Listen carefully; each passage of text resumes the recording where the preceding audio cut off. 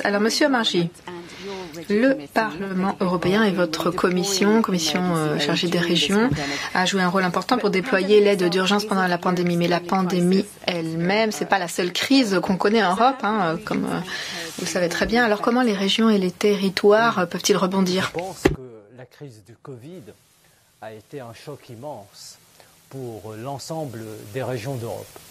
Et avec la commissaire Elisa Ferreira, nous avons considéré qu'il n'était pas possible pour nous de rester l'arme au pied.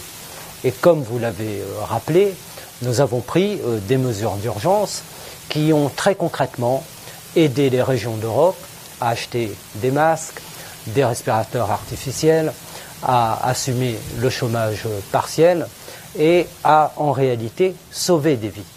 La politique de cohésion dans ce moment de crise a permis de sauver des vies en Europe. Il faut, je crois, le dire. Nous sommes à un moment où nous pouvons déjà tirer quelques enseignements. Et je crois que nous avons tous vu la très grande valeur de cette politique. Je le dis toujours, l'Europe est née par la solidarité. Et dans le moment de la crise, nous avons vu que l'Europe pouvait mourir par manque de solidarité. Et dans ce moment, la politique de cohésion est intervenue. Le deuxième enseignement que l'on peut tirer, c'est que la politique de cohésion, en réalité, qui est parfois considérée par certains de ses détracteurs comme une politique très lourde, une machinerie très complexe, a fait la preuve de sa capacité à répondre aux crises. Et en réalité, lorsque les crises interviennent, la première politique qui entre en action, c'est la politique de cohésion. Et ça a été le cas pour la crise du Covid, et ça a été le cas également par rapport au Brexit, puisque nous avons adopté la réserve d'ajustement au Brexit.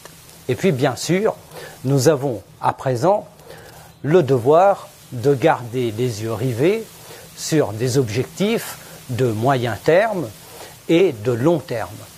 Les objectifs de moyen terme, c'est évidemment amorcer la relance. Et c'est REACT-EU que nous avons également, dans un temps très rapide, adopté. Et ce règlement est très intéressant, parce qu'il montre là encore la très grande souplesse de la politique de cohésion.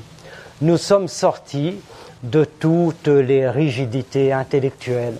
Nous avons pu mettre beaucoup de souplesse, beaucoup de flexibilité, et en réalité doter les régions d'un règlement qui est extrêmement concret. Et puis, bien sûr, la commissaire Ferreira l'a dit, ainsi que le président du corps, nous avons les défis des transitions à venir.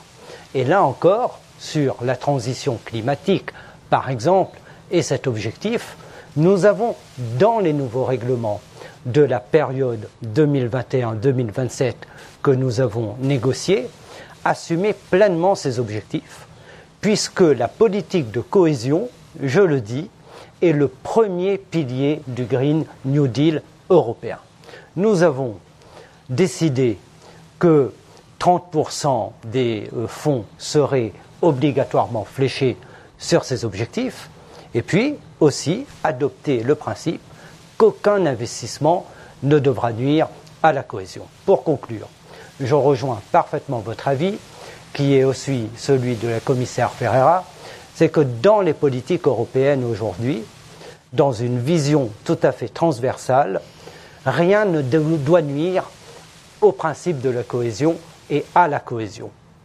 Et c'est pourquoi ce défi de cohésion, il doit être assumé dans l'ensemble des politiques européennes, parce qu'il y a une nécessité de cohérence de toutes les politiques, et ce que nous construisons ne doit pas être détruit dans d'autres politiques de l'Union, par d'autres politiques de l'Union européenne.